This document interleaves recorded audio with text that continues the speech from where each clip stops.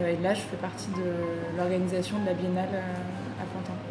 Je m'appelle Arondin, je suis designer, développeur et maker. Donc c'est un endroit où on réunit des moyens de production qui sont mutualisés entre différents utilisateurs. Donc ça peut être des utilisateurs résidents ou des gens qui viennent et voilà, qui sont des utilisateurs occasionnels du lieu.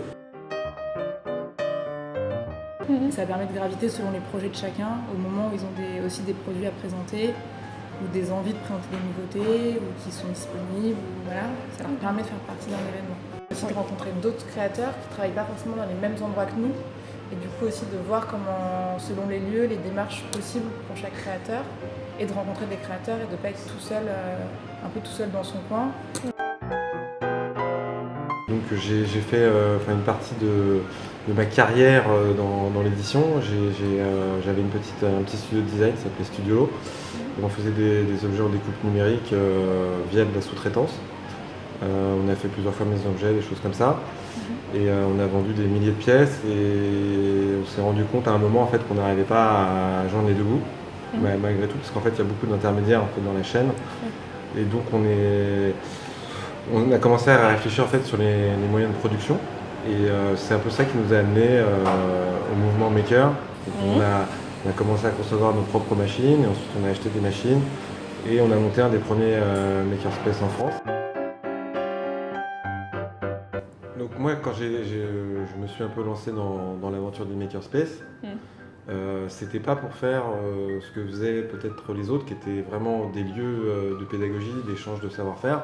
C'était vraiment aussi pour réfléchir sur le produit, en fait être au plus près des machines pour pouvoir développer du produit. Et donc pour moi, une des suites naturelles de ça, c'est distribuer le produit aussi. Donc le Makers Market, son objectif, c'est de trouver des emplacements commerciaux à fort pouvoir attractif, un gros potentiel commercial, mais en faisant des marges qui sont relativement faibles. Donc, par exemple, on a fait la Biennale Émergence qui nous a invités, on a fait les puces du design, on a été invités aussi, on a vendu aussi dans le flagship de la chaise longue rue de Rivoli. Alors, en fait, les créateurs, ils sont pas forcément disponibles tout le long de la Biennale présents, mais ils viennent passer quelques heures, donc ça permet aussi aux clients et aux passants de rencontrer les créateurs et de ne pas être juste face à un produit. Voilà, ils peuvent avoir des explications, discuter, etc. Et pendant la Biennale, on va aussi proposer des ateliers de création avec certains créateurs. Donc il y aura 4-5 ateliers étalés sur les 4 jours, et ce qui va permettre au public, que ce soit adulte ou enfant, de venir rencontrer les créateurs et de faire avec eux.